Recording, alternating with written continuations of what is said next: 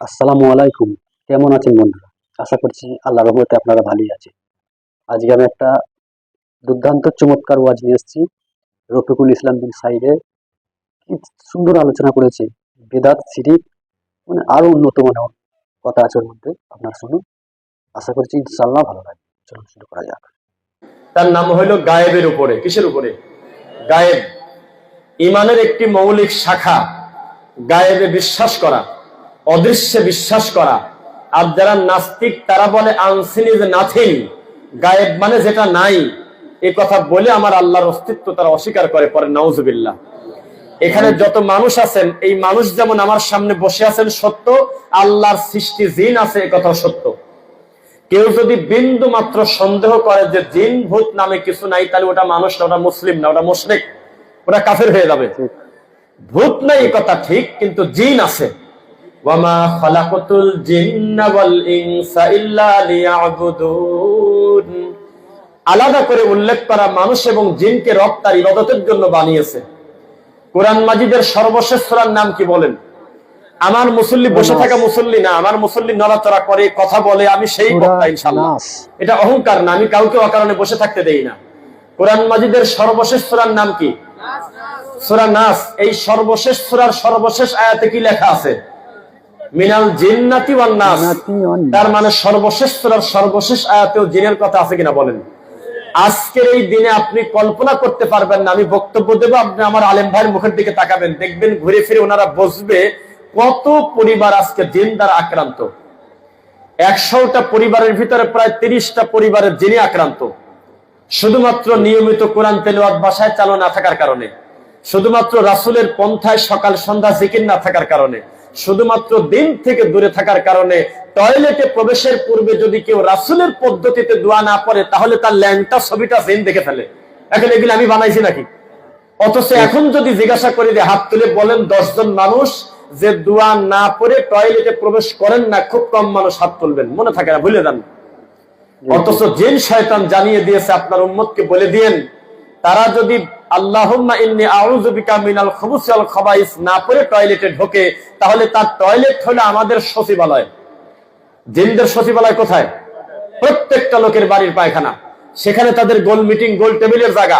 ওখানে যদি আপনি আল্লাহর নাম নিয়ে দোয়া করে প্রবেশ করেন, তারা বলতেছে তখন আমার আর তার বান্দার মধ্যে পর্দা হয়ে যায়। সুবহানাল্লাহ।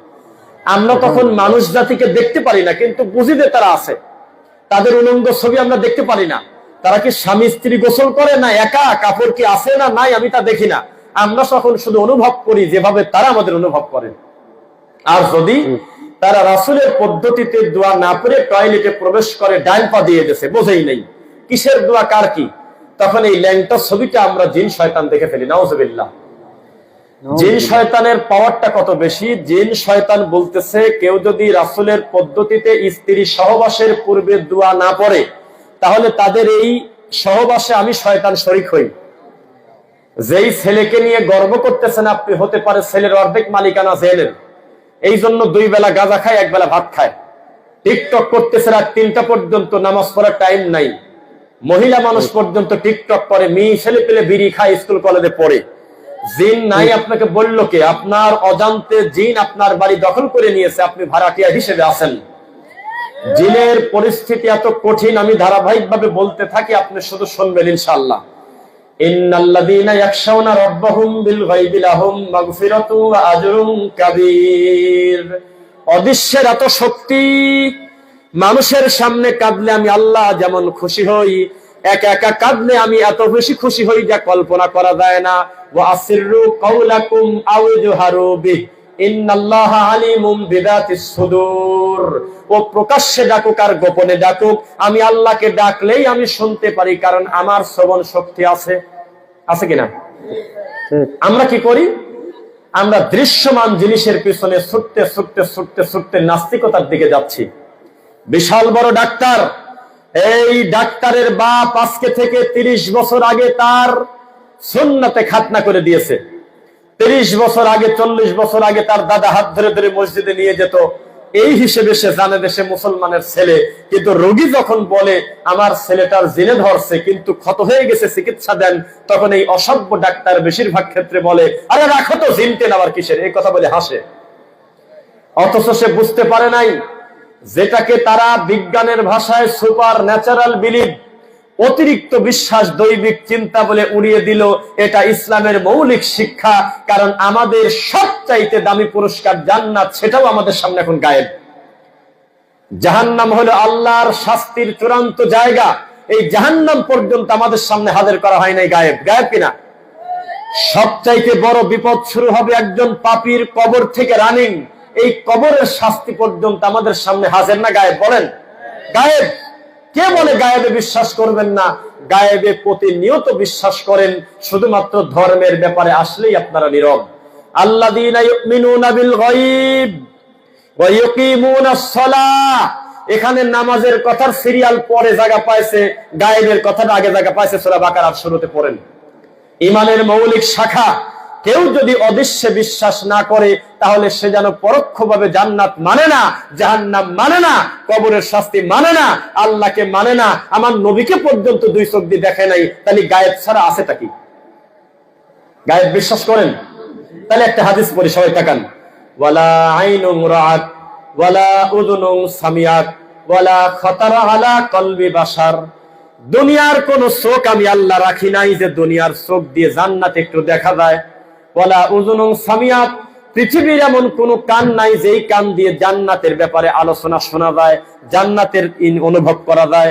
ওয়ালা খাতারা আলা কলবি বাশার, বহু কিছু বাস্তবে না হলে অন্তরে অন্তরে মানুষ ভাবে, এটা তাও সুযোগ নাই। সুযোগ আছে? বহু মানুষ সাইকেল চালাতে পারে না, কিন্তু স্বপ্নে হুন্ডা চালাচ্ছে। প্রমাণ লাগবে কত বলেন? বহু মানুষ জীবনে কুমিল্লার রসমালাই খায় নাই, তার অন্য জায়গায় বাড়ি থাকার কারণে স্বপ্নে খায় ফেলছে, স্বপ্নে বিমান চালাচ্ছে। স্বপ্ন মানেই বহু কিছু বাস্তবে না হলেও অবাস্তবে অনেক কিছু দেখা যায়। দেখা যায় কিনা? আল্লাহ বলতেছে ওয়ালা খাতারা আলা কলবি বাশার, মানুষের অন্তর কোনোদিন কল্পনাও করতে পারবে না জান্নাতে আমি তার জন্য রাখছি। ডাকি সুবহানাল্লাহ।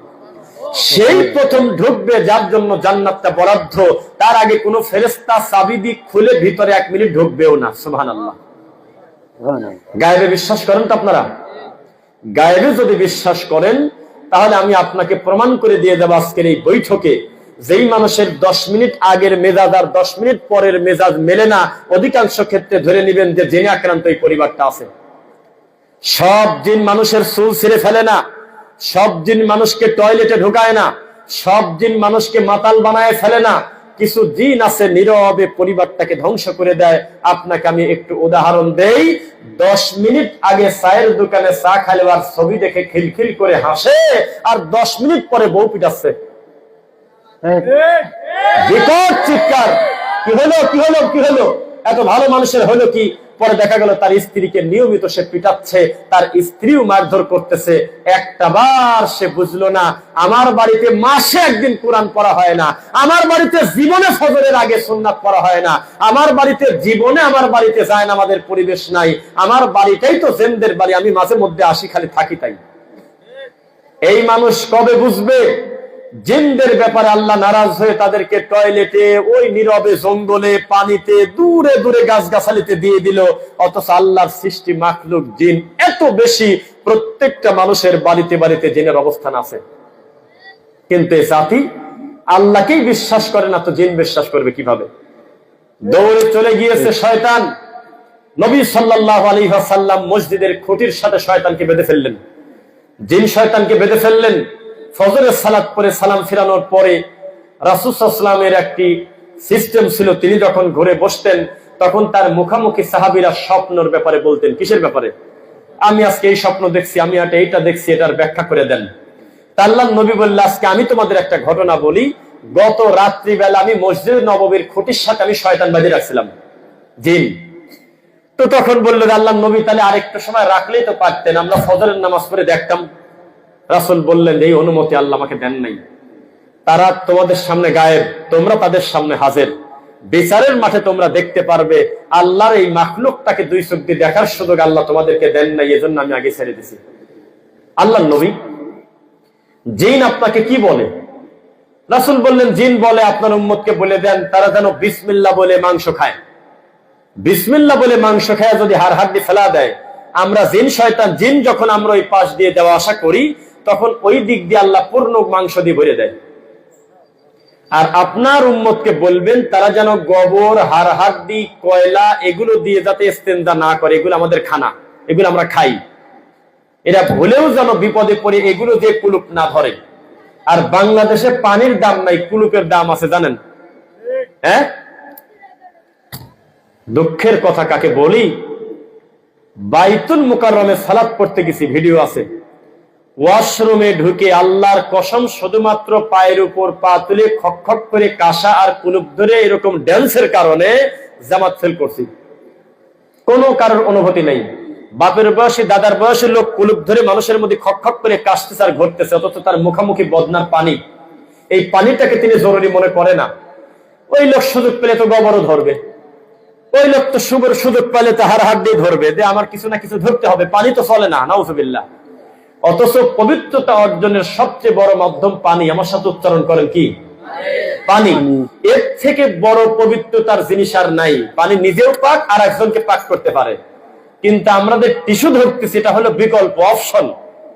এটা এমন জায়গায় চলে গেছি যেখানে মাটি নাই, পানি নাই, কোনো উপায় নাই, তখন আমি টিস্যু ব্যবহার করবো, এটার বৈধতা। কিন্তু পানি থাকার পরে আর কোনো কিছুর দরকার কি আছে ভাই? অথচ আমাদের দেশে কুলুপ ধরে 5 মিনিট 3 মিনিট হাঁটাহাঁটি করার কারণে তার পিছনের সিরিয়ালের বহু লোক জামাত পর্যন্ত মিস করে। এই জাতি হলে আমরা।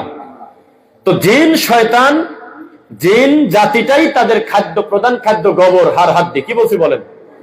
আর আদম সন্তান যদি আল্লাহর নাম নিয়ে যদি হাড়হাড্ডি খায় ফেলে দেয় বিসমিল্লাহ বলে, তাহলে ওই খাবারের পাশ দিয়ে যদি জিন যায়, ওই খাবারটাকে আল্লাহ মাংস দিয়ে ভরে দেয়। এবং জিন বলেছে, শয়তান বলেছে, আপনার আদম সন্তানকে আপনি বলে দিয়েন আমি নিজে তাদের সাথে খানা খাবো, যদি তারা বিসমিল্লাহ বলে খানা না খায়, তাহলে আমি ওদের সাথে আমি এক প্লেটে বসে ভাত খাবো। পরে নাউজুবিল্লাহ। আমাদের সাথে কিভাবে অতপ্রত ভাবে যে জিন জড়িত, আপনাকে আমি সিরিয়ালে করে বললে আপনি অকল্পনীয় হয়ে যাবেন। একটি আয়াত বলি, ক্বালা আনজিরনি ইলা ইয়াউমি ইউবআসুন। আছে, আচ্ছা, আমি শুরুতে যখন আয়াত পড়ি তখন এই যে এই ছেলেটা আর এই পাশে মনে হয় ওরা সুন্দর করে ঠোঁট মিলাচ্ছে, ওরা হাফেজ। ক্বালা ফাইন্নাকা মিনাল মুনজারিন। আছে, বলতেছে আল্লাহ আমার আর ইবলিস আদমের ভুল তো কাছাকাছি ভুল।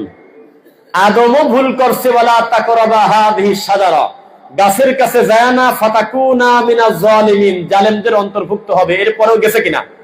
কোন ভনিতা করে লাভ নাই, আদমের ভুল ছিল, একথা মানতে হবে আপনাকে। অবশ্যই তিনি ভুল করেছে গাছের কাছে যায়। ভুল করার পরে তার মর্যাদা ক্রমবর্ধমান বাড়ি গেছে তওবার কারণে, সুবহানাল্লাহ। তিনি কোনো ভনিতা না করে সরাসরি বলছিলেন, রব্বানা যালামনা আনফুসানা ওয়া ইল্লাম তাগফির লানা ওয়া তারহামনা লানাকুনান্না মিনাল খাসিরিন বলছিল। এই কথা বলার আগে ছিল আব্দুল্লাহ, এই কথা বলার পর হয়েছে নবিউল্লাহ, সুবহানাল্লাহ। মানে ভুল করার পরে, গাছের কাছে যাওয়ার পরে মর্যাদা ক্রমবর্ধমান বাড়ি গেছে তওবার কারণে। আর ইবলিসকে বলল যে আমি যে সেজদা দিতে বললাম তুমিও তো আমার কথা রাখলে না, তো তুমিও তার মতো তওবা পড়ো। তো সে বলতেছে একটু তওবা পরে পড়ি। আপনার ভুলটাকে সিদ্ধান্ত কমান। আল্লাহকে প্রেসার দিচ্ছে যে আপনার আরেকবার ভাবা উচিত। খলাকতানি মিন নার ওয়া খলাকতাহু মিন তিন, আমাকে বানাইছেন হলো একেবারে খাঁটি আগুন থেকে, আর ওকে বানাইছেন হলো আপনি আমারই সামনে মাটি থেকে। তাহলে আমি ওকে সেজদা দেবো কেন? আপনি আরেকবার একটু চিন্তা করে দেখেন। ও কিয়াস করছে, সর্বপ্রথম কিয়াস করছে ইবলিস শয়তান, তার বিবেকের উপরে আল্লাহর সিদ্ধান্তকে কিয়াস করছে। এটা মনে রাখবেন সবাই। সর্বপ্রথম ধারণা প্রসূত বিধান দিয়েছে আল্লাহর উপরে চাপিয়ে হলো ইবলিস শয়তান। তখন আল্লাহ বলল, তোর তওবা এখনো না, কোন দিন তোর তওবার কবুলি হবে না, হাতি বন্ধ। তখন সে বলল, আনজিরনি ইলা ইয়াউমি ইউবআসুন। শয়তান যখন আমাকে বানাইছেনই আপনি, তওবা যেহেতু আর কাম হবেই না হাজার কান্নাকাটি করে, তাহলে আমাকে সুযোগ দেন ইলা ইয়াউমি ইউবআসুন, একবারে শেষ দিন পর্যন্ত আমার কোনো মরা নাই। বুঝতেছেন কথা? আমি কিন্তু 42টা আয়াত আর 11টা হাদিস সিরিয়াল করে আমি আসছি আজকে এই বক্তব্য দেওয়ার জন্য। আমি কিন্তু একদম সিরিয়াল করে নিয়ে আসছি, আমার পুরো কথা আপনি বুঝবেন ইনশাআল্লাহ। শয়তান আল্লাহকে বললেন যে আল্লাহ আমি যেহেতু তওবা করে আগাতে পারবো না, মার এমনিও খাবো অমনিও খাবো, ইলা ইয়াউমি ইউবআসুন, আমাকে শেষ দিন পর্যন্ত অবকাশ দেন, আমার কোনো মরণ নাই। ক্বালা ফাইন্নাকা মিনাল মুনজারিন, এই ক্বালা হলো আল্লাহ। আল্লাহ তখন জানালেন ফাইন্নাকা মিনাল মুনজারিন, আপনারা বলেন না যে তোমার কথাটা মঞ্জুর করা হলো। কি চিঠিটা মঞ্জুর করা হলো, মানে কবুল করে নেছে। আল্লাহ বলল আমি দিলাম। তখন বলতেছে আল্লাহ, আপনার আদম সন্তানের অন্তরের ভিতর আমি প্রভাব ফেলতে পারবো, এই সুযোগ আমাকে দেন। আল্লাহ বলল দিলাম। কিভাবে? আমি মানুষ আপন মায়ের পেটের ভাই ভাই মার্ডার করে দেবো, কিন্তু এরা খুঁজে পাবে না আমি আছি কোন জায়গা। দুনিয়ার হকাম করবো আমি, ভালো ছেলে মধু খাওয়া বাদ দিয়ে গাঁদা খায়, কিন্তু বুঝতে পারবে না যে আমি পর্দার আড়ালে আছি। আমার নাম হবে আত্মগোপনকারী। কি নাম হবে? মিন শাররিল ওয়াসওয়াসিল খান্নাস। এই আয়াত পড়ছেন? এর আয়াতের অর্থ হলো হে আত্মগোপনকারী কুমন্ত্রণা থেকে আশ্রয় দাতা, মানে আল্লাহর কাছে আশ্রয় চাচ্ছি আত্মগোপনকারীর কুমন্ত্রণা থেকে। আত্মগোপনকারী কে? কি কয় আল্লাহ বলে? আত্মগোপনকারী আল্লাহ নাকি শয়তান? জোরে জোরে বাড়ি দিয়েন না, লিল্লাহি তাকবীর। শ্রোতার এনার্জি আছে যা বুঝলাম। 5 বছর 6 বছর আগে এই মাঠে আমি একদিন আসছিলাম। আমার এই মানুষগুলোর সঙ্গে অত্যন্ত আন্তরিকতার সঙ্গে আমি জড়িত, ভালোবাসায়। ফুল মিয়া ভাই, মাহমুদুল হাসান ভাই, এদের সঙ্গে আমাদের দীর্ঘদিনের সম্পর্ক আল্লাহর জন্য, আলহামদুলিল্লাহ। যে কথা বলতেছিলাম, শয়তান তখন বলল যে আমাকে আত্মগোপনকারী করে দেন, নইলে আমার পিঠে চামড়া রাখবে না। ওরা যদি বোঝে যে কুত্তা নিয়ে, মুরগি নিয়ে, বিড়াল নিয়ে যে মানুষ মারামারি হলো এটার পিছনে আমি, ওরা যদি বোঝে যে বিবাড়িয়াতে বিয়ের গেটে মারামারি করে 3 জন মরে গেছে এর পিছনে আমি, তাহলে আমার কিছু রাখবে না ওরা। আমাকে আপনি হাইড করে রাখেন, আমাকে ধরা যাবে না, ছোঁয়া যাবে না। তখন আল্লাহ বললেন আমি আমার আদম সন্তানকে আমি একটা মেডিসিন শিখাই দেব, তার নাম হলো মিন শাররিল ওয়াসওয়াসিল খান্নাস। সকাল সন্ধ্যা তারা আল্লাহকে বলে ফেলবে আল্লাহ কুমন্ত্রণা দানকারী আত্মগোপনকারী থেকে তুমি আমাদেরকে হেফাজত করো আল্লাহ। এরপরে শয়তান আরেকটা দাবি করলো, কি? আমি যে পর্দার আড়ালে থাকবো ওখান থেকেও আমি তার অন্তরে প্রভাব ফেলতে পারবো। কোথায়? তখন আল্লাহ বললো যে ঠিক আছে, আমি আরেকটা মেডিসিন রেডি করলাম। আল্লাযী, পড়েন না কেন? ইউওয়াসউইসু ফি সুদুরিন নাস। সুদূর মানে কি? অন্তর। আমি অন্তরে অন্তরে ধোঁকা দেব। আল্লাহ বলল অন্তরের জায়গা থেকেও আমার বান্দা আমার কাছে পানা চাবে। সুবহানাল্লাহ। তো যেই লোকটা জীবনে সপ্তাহে একদিন সূরা নাস পড়ে না, ফালাক পড়ে না, আয়াতুল কুরসি পড়ে না, বাকারা সাজদা পড়ে না, সূরা মুলক পড়ে না, এই জাতি লোকের কাছে আলাদা করে জেন যাবে কি কারণে? নিদিত হোসেন। ওর কাছে শয়তান যাবে কি কারণে? ওকে তো অফিসিয়াল দায়িত্ব দেওয়া যে এইবারই অন্তত আমার কাজ কমে গেল, তুই চালা। বুঝতেছেন নাকি? কিছু কিছু হুজুরের ভঙ্গি দেখে মনে হয় যে এর কাছে শয়তানের কাজটা কি। এই যে গত কয়েকদিন আগে একটা ভিডিও ভাইরাল হয়েছে কুমিল্লারই মনে হয়, নানা ওয়াজে আসতে পারে নাই, নাতি পড়া দিয়েছে। দেখছেন কেউ? দেখছেন না? সেই নাতি চশমা পরে হে করতেছে, খালি কট কট করে আর এরকম করে মাথা থাকি পারে। কি একটা লজ্জা! পাশে কত শিক্ষিত লোক, একটা লোক চেয়ার ধরে উল্টে ফেলা দেয় না, একটা লোক কান ধরে জোরে করে ঘুরান দেয় না, কিচ্ছু কয় না, খালি কয় সুবহানাল্লাহ। ওদের নানা পাঠাচ্ছে যে সুরে সুরে বলতেছে আমার নানাজি বর্তমানে আছে কুমিল্লা দাউদকান্দি, তিনি আসতে না পারার কারণে আমি আপনাদের সামনে চলে এসেছি। ঠিক কিনা বলেন? এই গরু ছাগল কয় ঠিক। কোন জবাবদিহিতা নাই। আমি আজ 7টা বছর ধরে বলে আসতেছি, 8 বছর ধরে, প্রাইমারি স্কুলের 4র্থ শ্রেণীর একটা কর্মচারী নিতে গেলে ভাই লাগে মাত্র এসএসসি পাস, এমএ পাস। হাজার হাজার অ্যাপ্লিকেন্ট দরখাস্ত করে, তাতে চাকরিটা তার হয়। মানুষ তার শিক্ষাগত যোগ্যতার থেকে এত বেশি যোগ্যতা অর্জন করার পরেও ঝাড়ু দিতে চায়, চা বিক্রি করতে চায়, চা আগায় দিতে চায়। আর এই বক্তা হতে কোনো এলেম লাগে না। নানার নাতি, দরবারের কেবলার হুজুর, তারপরে আপনার ভাঙড়ি 36 ইঞ্চি 22 ইঞ্চি, ছেলে থেকে মেয়ে, এই সমস্ত নারী ভুরি স্টেজে তুলে দিয়ে লাখ লাখ টাকা নিয়ে চলে যাচ্ছে। দুঃখের কথা কাকে বলি, এই ওয়াজের মাঠটা হয়ে গেছে কুত্তায় মুখ দিয়েছে। এই মাঠটার মাঠ নাই। ও মুসলমান, যেই মাঠে আমি রফিক বিন সাইদ বক্তব্য দিচ্ছি, যতগুলো মানুষ আপনার আমার সামনে বসে আছেন, জাদুকর জুকার এই কারেন্ট বক্তা নিয়ে আসলে, এই ল্যাংটা বক্তাকে নিয়ে আসলে, তাহেরিকে নিয়ে আসলে এর থেকে 10 গুণ লোক হতো। কারণ এই জাতি বুঝে গেছে ধর্মকর্ম বড় কথা না। আগে গ্রামে গ্রামে সার্কাস হতো, এখন যেহেতু নাই, এখন আমরা ওইটা তাহেরিকে দিয়ে কাটায় দিই, নাচতেছে। সাবধান, কেউ যদি লোক হাসানোর জন্য মিথ্যা বলে, হে নবী আপনি জানিয়ে দেন বিচারের মাঠে তাকে জাহান্নামে যেতে হবে। নাউযুবিল্লাহ মিন যালিক। আর মানুষ হাসানোর জন্য কি পরিমাণ ফাহিশা কথা মাঠে চলে তার হিসাব নেই। চলে গেলাম জিনের দিকে, শয়তানের দিকে। শয়তান বললেন, আল্লাহ আপনার আদম সন্তানকে জানিয়ে দেন ফাআনসাহুম যিকরাল্লাহ, আমি তার ভুলায় দেব। ভুলায় দেন আমাদের, আমি তার মাথার স্মৃতিশক্তি ভুলায় দেব, আমি খালি অন্য টেনশন দিয়ে ভুলায় দেব। কেবল চিন্তা করলো যে আমি সালাত পড়ার দরকার, আমি তাকে ভুলায় দেব।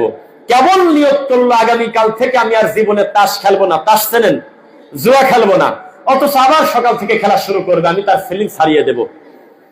ওয়ান আইমানিহিম ওয়ান শামাইলিহিম, এই কথা বলো না, আমি ডান দিক থেকে আসব, বাম দিক থেকে আসব, পাপ নিয়ে আসব, এবং আপনার আদম সন্তানকে ওয়ালা উমান্নিয়ান্নাহুম, আমি এমন চিন্তা দেব, ভবিষ্যৎ নিয়ে চিন্তায় ফেলে দেব। আমি তিনটা মেয়ে, নামাজটা পরে পর, এত হুজুর সাজার দরকার নাই, ভালো করে দিনরাত পরিশ্রম করে বিদেশ থেকে হোক, যেভাবে হোক টাকা রোজগার কর। প্রত্যেকটা মেয়ের বিয়েতে অন্তত কম হলেও লাখ-তিরিক টাকা খরচ আছে। মেয়ে পক্ষ কিছু ছেলে পক্ষ দাবি না করলেও একটা মেয়ে সমান 2 লাখ ধরে রাখ আজকের দিনে, আছে নাকি? তোর মেয়ে, তুই নামাজ পড়বি কি কামে? তোর এত চিন্তা কিসের? তুই রাত দিন পরিশ্রম কর, জুমার নামাজটা যদি ধরতে যাস, এই সুন্দর একটা টিপ 300 টাকা তুই মিস করবি, শুধুমাত্র গৌরীপুর যাবি আর নামাজি চলে আসবি, 300 টাকা, তাড়াতাড়ি তুই এই টাইমে চলে যা। শয়তান বলতেছে, আমি আপনার আদম সন্তানকে, আদমের ছেলেদেরকে ভবিষ্যৎ দিয়ে টেনশনে আমি তার হাঁটু ভেঙে দেব। আজকে ভবিষ্যতের টেনশনে জাতি মরণপণ অবস্থা। এই জাতি সন্তান নিতে ভয় পায়। এই জাতিকে বলা হয়েছে একটা হলে ভালো, 2টা সর্বোচ্চ, অথচ সে জানে না বিচারের মাঠে আদমের ছেলে মেয়ে যত বেশি হবে, মুহাম্মদ সাল্লাল্লাহু আলাইহি ওয়াসাল্লামের উম্মতের সংখ্যা যত বেশি হবে, আল্লাহর রাসূল এগুলো নিয়ে বেশি বেশি গর্ব করবে, বলেন সুবহানাল্লাহ। কে তাদেরকে শিক্ষা দিয়েছে কন্ডম ব্যবহার করুক? নিষেধ বলি না, পিল ব্যবহার করুক, কি করুক, আমি এসব বিষয়ে বুঝি না, জানি না। আমি শর্টকাটে শুধু এইটা কথা বলি, অ্যাপেন্ডিসাইড হয়েছিল মহিলার, এই মহিলার পেট কাটার পরে জরায়ুর নারী কাটলো কি কামে? জবাব দেন। এই মহিলাকে এই কথা কে বলেছে যে তোমার যেহেতু লিভারে অপারেশন, তোমার যেহেতু পেটটা কাটাই লাগতেছে, তোমার যেহেতু 2 নাম্বার বাচ্চার টাইমে সিজার করাই লাগবে, একেবারে জরায়ুর নারী কেটে দাও, তাহলে আর কন্ডমও ব্যবহার করা লাগলো না, ওষুধও খাওয়া লাগলো না, তুমি যতই সহবাস করো তোমার সন্তান আল্লাহ দেবে না। এটা পশু, এটা অমানুষ, এটা অমানুষ, আল্লাহর সিদ্ধান্তে হাত দিয়েছে সে। কেন আপনি নারী কাটতে গেলেন? আল্লাহর ফয়সালা মেনে নেন। অফিস সামাই রিজকুকুম ওয়া মা তুআদুন, রিজকের ফয়সালা জমিনে হয় না, হয় হলো আসমানে। এই জাতি আল্লাহর রাজ্জাকিয়াতকে অস্বীকার করার কারণে আমাদের দেশে যত মারামারি, যত হুড়াহুড়ি। ও মুসলমান, গাড়ি জোরে চালায় কেন? রুজি। তাড়াহুড়া করে কেন? রুজি। ইমামতি চলে যায় কেন? রুজি। ইমামতি হয় কেন? রুজি। কাজ করতে হবে কেন? রুজি। বক্তা আগে 30,000 টাকা নিয়েছে কেন? রুজি। যেখানেই হাত দেন না কেন সেখানেই রুজি। রুজিকে কেন্দ্র করে আজকে মানুষ হয়ে গেছে পশু। ওয়াজটা শুনলেন তো, কেমন লাগলো? আশা করছি আপনাদের ভালোই লেগেছে। এই ধরনের ওয়াজ পেতে আমার চ্যানেলটা সাবস্ক্রাইব করুন এবং আমার সাথে থাকুন, আর বেশি বেশি করে শেয়ার করুন। আর কোন বক্তার লেকচার আপনাদের বেশি পছন্দের, সেই লেকচারের নাম কমেন্টে লিখে যাবেন, ইনশাআল্লাহ আপনাদের শোনানোর চেষ্টা করব। আসসালামু আলাইকুম রহমতুল্লাহি ওয়া বারাকাতুহু।